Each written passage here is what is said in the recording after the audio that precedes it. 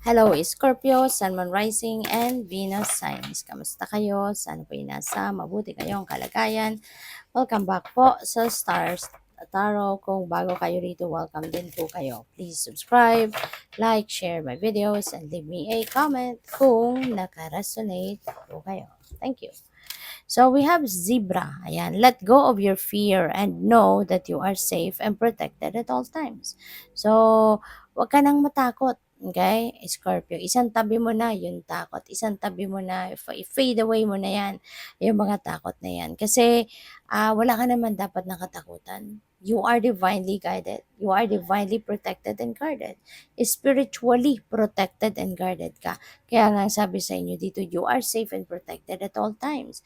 Kaya magtiwala ka na lang, no? Magtiwala ka, kumapit ka sa pangako sa iyo ng Divine Universe na ikaw ay gagabayan, poprotektahan, gagwardyahan.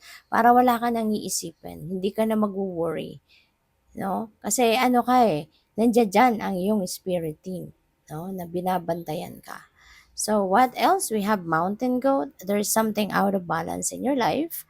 So do whatever you need to do to correct it. So, yun. So, siguro, no, um, mapapansin mo din, no, if kung ano man yung imbalance na yan, for sure, mapapansin mo yan. You would be able to notice that, kung ano yan. Kasi, um, yung imbalance sa buhay natin, it causes obstacles, diba? Nagkakaroon tayo ng problema, may mga challenging situations. Ibig sabihin, may imbalance na nangyayari. So, and figure out, no? Kasi kung meron kang pinagdadaan ng ganyan, alam mo yan, no? Kung paano mo yan masosolve. Kaya, it's better to think about it, diba? Unti-untiin, hindi naman necessarily na talagang iisipin mo pang kalahatan, pang kabuuan, 'di ba? Ang iisipin mo on how you're going to solve the problem. Unti-unti. Pwedeng section by section, area by area, 'di ba? Yung ganun. Para unti-unti, pero yung pinaka-root, no, pinaka-kausa ng problemang 'yan, yun ang kailangan na isipin ninyo agad. Ano ang nagko-cause nito? 'Di ba? Para mabawasan na, hindi na mag-accumulate yung problema. Okay, so what else? We have Ladybug. This is a time of good fortune and abundance. So be willing to receive all good things in your life. Yan, panahon na ng inyong swerte. Panahon na ng pagpasok ng abundance, ng kasaganaan sa inyong pera. Ito na yung simula ng pagpasok ng swerte ninyo. Okay? Yung good fortune na yan, yung abundance na yan. Ito na yung simula ng pagpasok nito. Kaya maging handa ka, maging willing ka sa pagtanggap ng mga biyayang ito. Ihanda mo na ang inyong sarili, 'di ba, sa pag-welcome nito. Pakiusapan mo na yung Divine Universe, no? Nahanda ka na para sa kung ano man ang ibibigay niya, 'di ba? Kaya ayun, open arms, open your heart, open your soul, open yourself sa pagtanggap nito. Kaya na kung ano man ang mga biyayang ito. Kasi may mga swerte na dadating sa inyo. So, by the way, maraming salamat for subscribing. And if you haven't subscribed yet, subscribe na kayo. And also, maraming salamat din for not skipping the ads. Malaking bagay yan sa akin. And also, please click the join button sa baba ng video. Gusto ninyong mag-subscribe. Ayan. So, tignan natin kung ano pa ang ganap.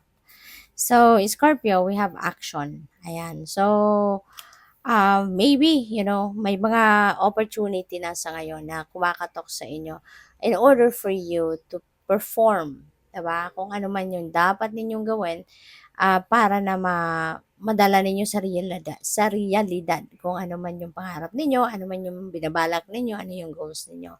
Kasi remember, no, na hindi magka-come to fruition ang pangarap mo, hindi mag-unfold yung mga heart's desires mo kung ang idea mo nandiyan lang sa isip mo, kung ang plano mo nandiyan lang sa isip mo and you are not taking action.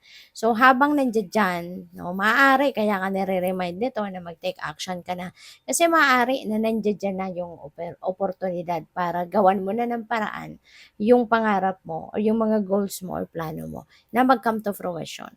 So, it's about time now for you to make a move.